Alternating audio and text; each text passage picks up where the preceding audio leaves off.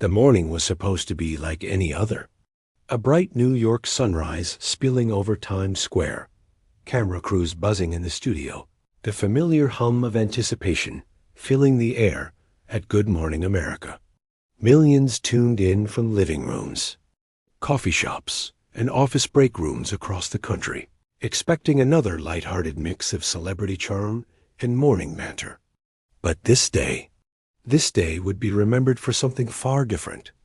Ryan Reynolds, the man Hollywood had crowned its unflappable king of wit, walked onto that stage with the weight of expectation pressing against his chest.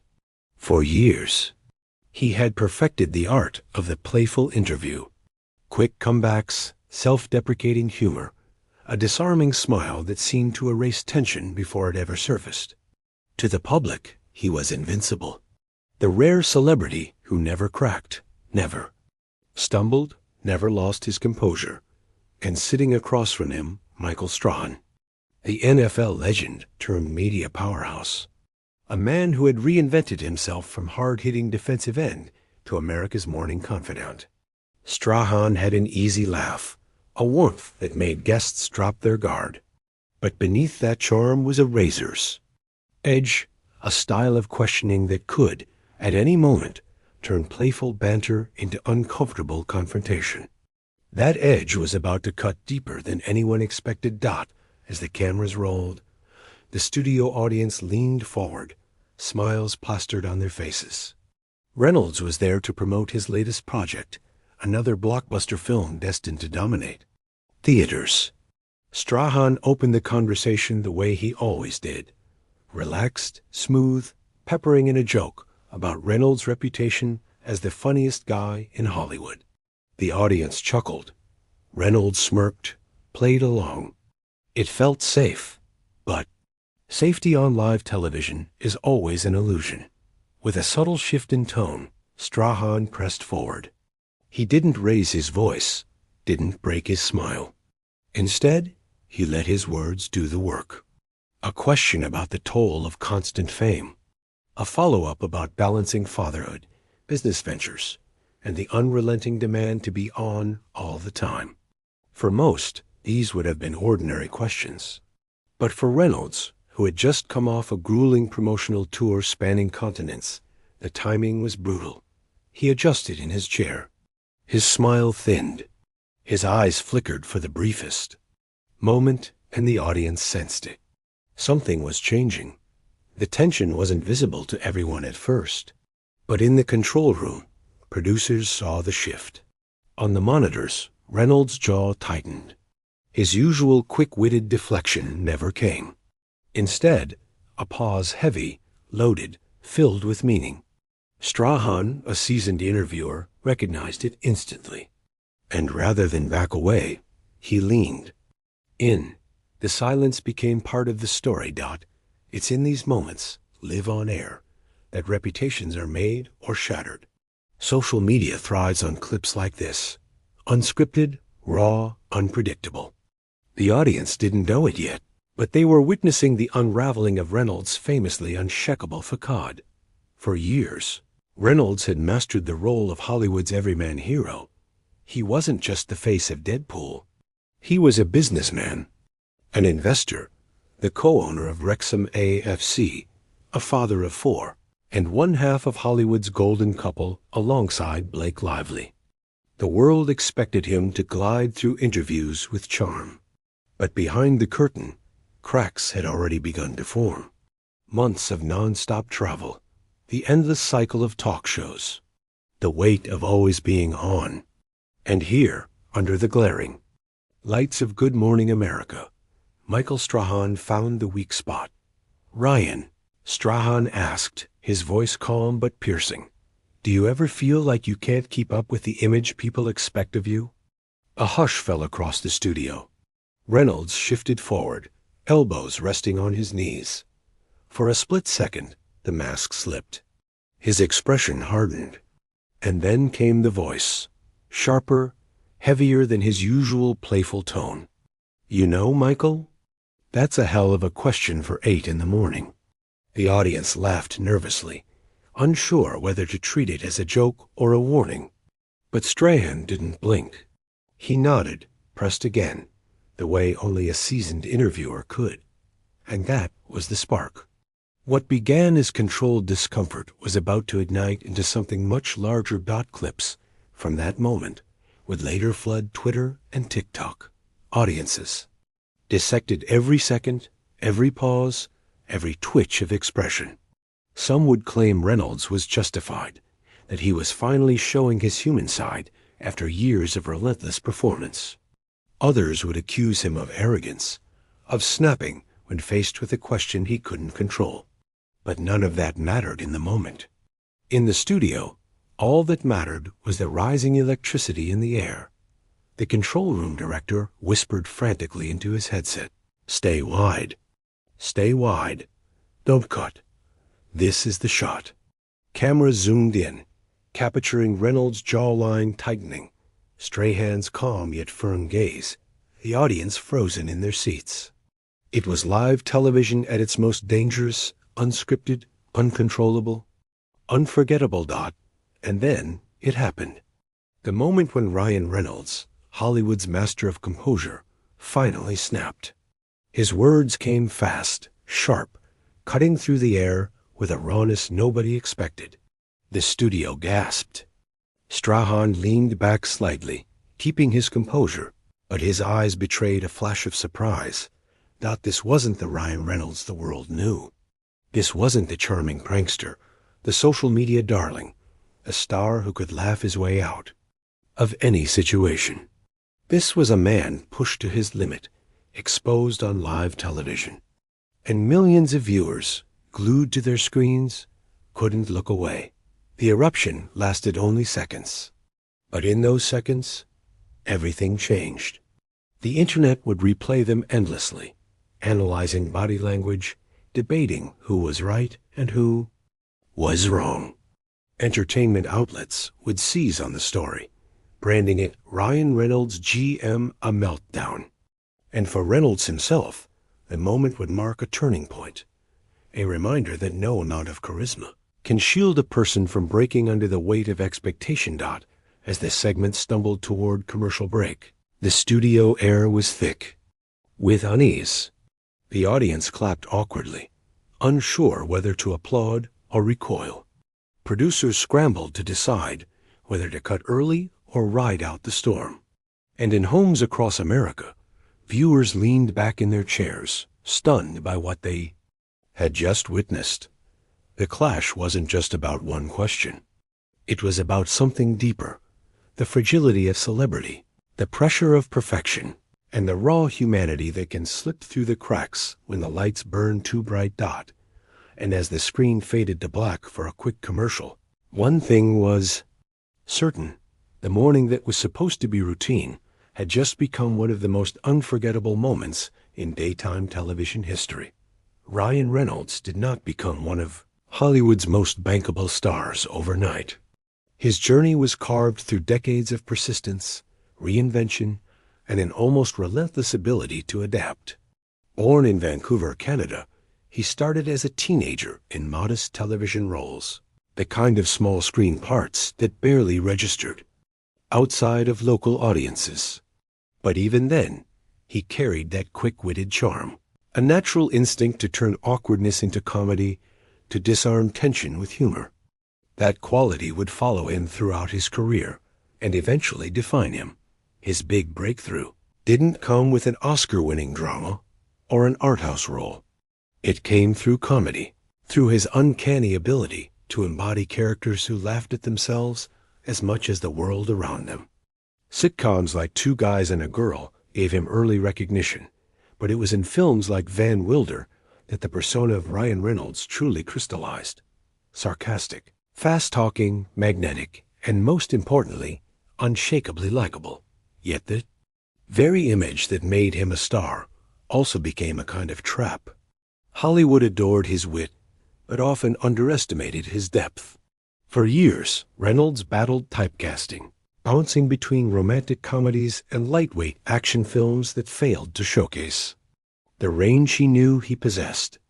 What the public didn't see was the frustration building beneath the surface, the auditions that went nowhere, The projects that flopped, the endless struggle to be taken seriously.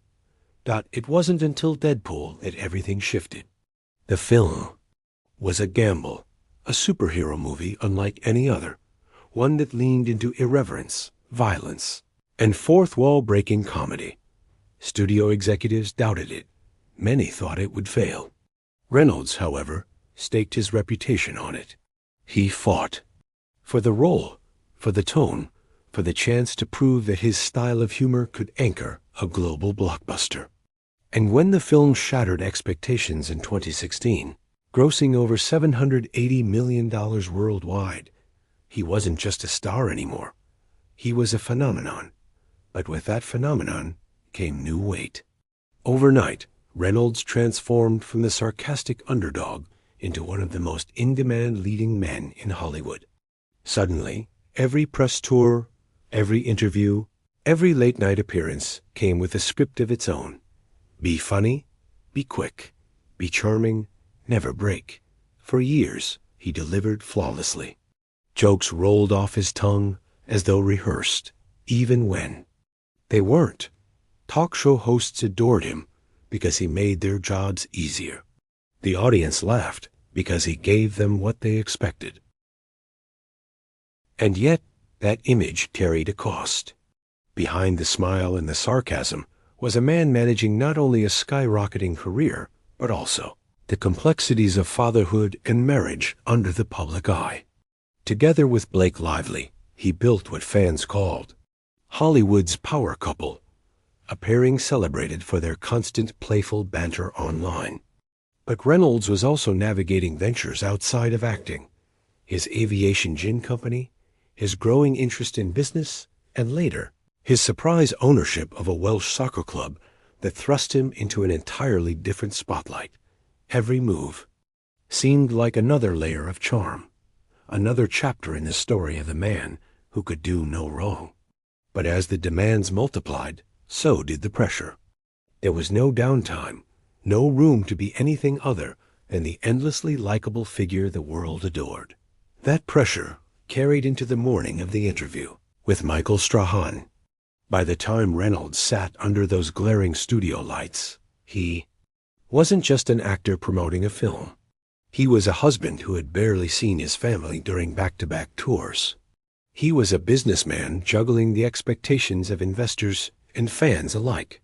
He was a performer expected to play the role of himself, witty, unflappable, perfect. And this wasn't the first time the cracks had begun to show. In past interviews, sharp-eyed viewers had noticed flickers of exhaustion, moments where Reynolds' laugh came a second too late, or his answers felt a little more guarded than usual. He had even spoken openly about his struggles with anxiety, admitting in interviews that beneath the easygoing exterior was a constant battle with nerves. "I fixate on things," he once confessed. "Sometimes it's not good for me." Those words took on new weight in the lead-up to that fateful morning. The pressure of sustaining an image, the exhaustion of constant travel, the expectation that he would always deliver the perfect soundbite, all of it formed a storm beneath the surface. A storm that, on that stage across from Michael Strahan, was about to break. For the audience in the studio, none of this history was visible. All they saw was Ryan Reynolds, the movie star, the comedian, the man who seemed incapable of faltering. But as he leaned forward in his chair, adjusting his posture under Strahan's gaze, the truth was that this wasn't just another interview. This was a man carrying years of built-up weight, trying to maintain control against a tide that had already begun to pull him under. The irony, of course, was that Reynolds' career had been built on authenticity, or at least the illusion of it. Fans loved him because he felt real, approachable, down to earth. But realness is a slippery thing in Hollywood. The same audience that praises authenticity is quick to punish it when it doesn't align with expectations. And so Reynolds found himself in the impossible position of being both admired for his vulnerability and trapped by the demand to never show too much of it. On Good Morning America, as the questions turned from playful to pointed, the weight of void That contradiction pressed harder than ever. He had always been the unflappable star, the man who turned awkwardness into laughter. But in that moment, for the first time in years, he was something else entirely. Human, tired, and dangerously close to the breaking point. The stage was set. The charm was thinning. And Michael Strahan, whether he realized it or not, had placed his finger directly on the pressure point. What followed would not be the usual back-and-forth Reynolds mastered so effortlessly. It would be something far more raw, a collision of image and reality, of expectation and exhaustion. And as the cameras kept rolling, the millions watching at home were about to witness the moment Ryan Reynolds finally stopped playing the role. The world demanded of him. Michael Strahan had built his reputation in two very different arenas, the brutal gridiron of the NFL and the polished, carefully choreographed world of daytime television. On the field, he was known as a relentless defensive end, one of the greatest to ever play the game. He earned a Super Bowl ring with the New York Giants, carved out a Hall of Fame career, and cemented his place in sports history. Yet, when he retired, instead of fading into the background as so many athletes do, Strahan reinvented himself. He stepped into broadcasting, and in time, became the face of Good Morning America. What made him so effective as a host wasn't just his charisma. It was his ability to connect. He had the athlete's toughness, yes, but also the conversational warmth that made people lean in. Guests felt at ease around him. Viewers at home trusted him. But there was another layer to Strahan that wasn't always obvious until the moment arrived, the subtle edge that separated him from his co-hosts. He wasn't afraid to push, to ask questions that probed deeper than the safe, pre-approved talking points celebrities often carry with them. He could make you laugh, but he could also make you squirm. Ryan Reynolds knew this. He had watched Strahan's interviews before, had seen him gently but firmly press high-profile figures into revealing more than they intended. The smile never faded, but the questions could land with surprising force. It was part of Strahan's skill, a way of pulling back the curtain, of reminding viewers that even the biggest stars are just people under pressure. That morning, as the studio lights reflected off the glass walls of Times Square, Strahan began just as he always did. The warm welcome, the easy laughter, the small talk that put Reynolds at ease. But then, with practiced precision, he shifted. A question about career longevity, another about family balance. The tone remained friendly, but the words cut a little deeper. It was the kind of shift so subtle that the audience in the studio barely noticed it at first, but Reynolds felt it. He leaned back, smiled, tried to deflect with humor. But Strahan didn't let go. He pressed again, this time with a question that hung heavier in the air. Do you ever feel like the world only wants one version of you? The funny guy, the charming guy, and never lets you just be? The silence that followed was telling.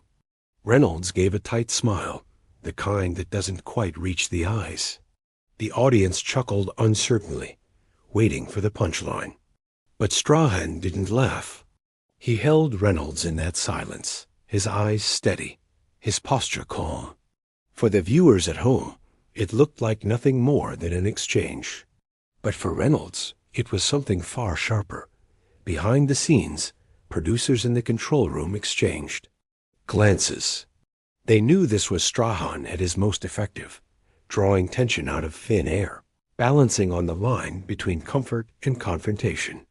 His background as an athlete had taught him the art of pressure, how to test limits without breaking them outright. In interviews, he used that same instinct. Push just enough, never too much, and watch what happens when the subject reveals themselves. The tactic was working. Reynolds was shifting in his seat, his hands tightening together in his lap. His carefully constructed image was being tested, not with anger or aggression, but with a steady, smiling persistence. And the more Strahan leaned in, The more the cracks began to show, was a strategy Strahan had honed over years on Good Morning America. Guests came prepared with stories, sound bites, and promotional pitches. But Strahan's greatest skill was in finding the moment where the script ran out, where the humanity broke through. It's what made his interviews memorable. It's what made people trust him. And it's exactly what, in this moment, was turning a routine morning show into something unforgettable. The studio audience could feel it. Now, the subtle shift in energy. Their laughter came a little less easily. Their applause felt hesitant. They weren't sure if they were watching an interview or something more raw, more dangerous. Strahan, for his part, remained steady, his voice calm, his smile present. But his eyes were fixed on Reynolds, waiting for the response that everyone else could sense was about to come. And as the camera zoomed in on the two men, side by side, under the hot studio lights, the tension grew thick enough to cut. Strahan wasn't just conducting an interview. He was holding up a mirror, and Ryan Reynolds, for once, wasn't sure what reflection would stare back. The stage was set. The line had been drawn. And the next words out of Reynolds' mouth would change the tone of the broadcast entirely. The moment of fracture came suddenly, though the tension had been building for minutes.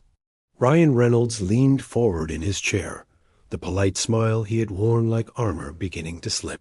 Michael Strahan, steady as ever, tilted his head slightly, and asked the question that tipped everything over the edge. His voice was calm, almost casual, but the weight of the words landed like a hammer. Ryan, do you ever get tired of being the punchline? Of being the guy who hides behind jokes instead of showing what's really going on? The audience shifted. Some chuckled nervously, assuming it was still all part of the banter. But Reynolds' expression told a different story. His jaw tightened, his eyes narrowed, and for the first time, his voice came out sharp. That's funny, Michael. He sighed, the sarcasm heavy. I didn't realize we were doing therapy at 8 o'clock in the morning. Gasps rippled through the studio. It wasn't playful. It wasn't charming. It was a cutting remark that carried frustration, exhaustion, and something rawer than fans were used to seeing from him. Strahan sat back slightly, but his smile stayed. He had been in too many high-pressure situations to flinch now. He nodded slowly, keeping his voice measured. I'm just asking what a lot of people wonder, Ryan. You're everywhere. The movies, the businesses, the soccer team. Do you ever just break? That was the trigger. Reynolds exhaled sharply and shook his head. You know what? People think because I smile on a red carpet or crack a joke on Twitter that I've got it all figured out. But I'm tired, man. I'm exhausted. And sometimes it feels like nobody wants to hear that. They just want the funny guy. They don't want the person. His voice rose as he spoke, carrying a strain that made the audience sit frozen in their seats. The control. Room panicked. Producers whispered frantically into earpieces, debating whether to cut to commercial. But the director kept the cameras rolling, sensing this was television gold. Unpredictable, unfiltered, unforgettable. Strahan held his ground, his tone still calm, but firmer now. Ryan, that's exactly why I asked. Because people see the image, but they don't see what it costs you. Isn't this the place to say it? Reynolds leaned back, his arms crossed, his expression hard. Costs me? It costs me everything some days. My time, my energy, my sanity. You think it's easy smiling through every interview, every photo, every headline? It's not. It's draining. His words hung heavy. No joke in sight, just raw frustration echoing across the studio. The audience wasn't laughing anymore. They were silent, locked in the uncomfortable realization that this wasn't an act. It was real. For once, the mask was gone. Strahan nodded again, quietly absorbing the eruption, but even his practiced composure betrayed a flicker of surprise. He wasn't used to guests pushing back this hard, especially not Lev on air. He leaned forward, just slightly, his tone softer now. Ryan, people love you because you're real. Maybe this is the side they've been waiting to see. But Reynolds wasn't ready to let the moment soften. He shook his head, his voice clipped. Or maybe they'll just turn it into another headline. Ryan Reynolds loses it. Maybe that's all people want. The spectacle, the meltdown. It was the rawest truth he had ever spoken on live television. And as the studio lights bore down, as the audience sat stunned, as Strahan searched for the next words, the atmosphere shifted into something heavier than any morning show had bargained for. The confrontation had crossed the line. This was no longer entertainment. This was Ryan Reynolds, stripped of his polished charm, facing down the weight of expectation in real time. And as the cameras captured every second, millions at home leaned closer to their screens, watching. The moment Hollywood's most unshakable star finally cracked, the atmosphere in the studio had shifted from tense to almost unbearable.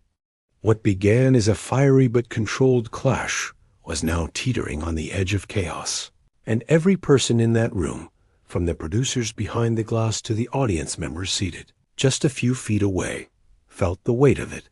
Ryan Reynolds, still visibly heated, leaned back in his chair, his chest rising and falling as though he was fighting to keep the words that wanted to explode from his lips contained. Michael Strahan, equally firm but more measured, gripped his cue cards tightly, his jaw locked, his eyes sharp, unwilling to back down. It was the kind of moment that live television both fears and craves, a raw, unscripted confrontation unfolding in real time, with no commercial break long enough to repair the cracks it had caused. The silence that followed their latest exchange was almost more deafening than the words themselves. For a split second, no one moved. A camera operator shifted nervously. One of the audience members coughed softly. It was as though everyone was collectively holding their breath, waiting for someone to either diffuse the tension or let it erupt into something far bigger. Ryan finally broke that silence, his voice lower now, but laced with an edge that betrayed how personal the moment had become. "You can make it sound like a game, Michael," he said slowly, deliberately. "But for me, it isn't. You don't get to dismiss what this means just because it doesn't fit neatly into your segment." Michael didn't flinch. He leaned forward, elbows on the desk, his body language signaling that he wasn't about to yield ground. His reply came quickly, his tone measured but firm. "Ryan, I'm not dismissing anything. But if you're going to put something out there, especially on this platform, people are going to question it. That's my job. That's the responsibility of this chair. If you can't handle that, maybe you're not ready for the conversation you're trying to start." The audience gasped audibly at that line. It was the kind of direct challenge that cut deeper than surface-level disagreement. It questioned not only Ryan's words, but his readiness, his credibility, and his right to dictate the conversation. And it hit Ryan like a strike to the chest. He sat forward sharply, his chair screeching against the studio floor as he leaned into the space between them. His eyes locked on Michael's, unwavering. "Don't you dare question whether I'm ready," he snapped, his voice rising again, raw and unfiltered. "I've lived this. I've fought for this. Just because it doesn't fit your soundbite doesn't mean it doesn't matter. Don't you ever minimize it like that." The energy in the studio was now combustible. Audience members exchanged glances, unsure if they were witnessing history or a breakdown. Behind the cameras, producers scrambled, one frantically gesturing for the director to cut to a wide shot, another whispering into Michael's earpiece, urging him to pivot, to steer the moment back toward safer waters. But Michael didn't take the out. Instead, he stood his ground, his voice now matching Ryan's intensity. "I'm not minimizing it. I'm saying if you're going to bring it here, on this stage, then you need to expect the tough questions. That's not disrespect. That's accountability. Ryan's laugh was sharp, bitter, echoing in the studio like a crack in glass. Accountability? He repeated, almost spitting the word. Funny, because I don't see accountability in the way these stories are told. I don't see accountability when people with your platform choose convenience over truth. You want to talk about accountability? Then maybe you should start with your own house. The tension had reached a boiling point. Strahan leaned back. Slightly, his expression tight, and for the first time, the faintest flicker of something like unease crossed his face. Ryan's words had cut through not just the banter, but to the very foundation of the platform itself. It wasn't just about him anymore. It was about the system, the responsibility of media, the weight of representation, and now the cameras were capturing every second of it. The audience erupted. Some cheering Ryan's boldness, others murmuring uncomfortably at the sharpness of the exchange. The atmosphere was electric, unpredictable. A live broadcast wasn't supposed to feel like this. Unscripted, uncontrolled, and deeply human. The producers, realizing they could no longer contain what was happening, opted to lean into it, keeping the cameras rolling, recognizing that this moment had already transcended entertainment. It was now cultural, a flashpoint destined to be replayed, dissected, and debated for days, maybe even weeks. Ryan's voice, though still passionate, began to soften, not in weakness, but in a deliberate calibration. He took a breath, steadied himself, and spoke directly, his words measured but piercing. I came here today because I thought this was a space where truth mattered. Maybe I was wrong. But I'm not going to sit here and let anyone, not you, not this network, not anyone, tell me that what I've lived through doesn't count. Not now, not ever. And in that moment, the entire studio seemed to hang in suspended silence once again. The cameras, the lights, the audience, the crew, all of it faded into the background as the intensity between Ryan Reynolds and Michael Strahan crystallized into something unforgettable. What had started as a heated back and forth had become a standstill charged with meaning, a confrontation that exposed not just personal tensions, but broader questions about truth, power, and the role of media. And though no one said it out loud, everyone knew this wasn't over. Not by a long shot.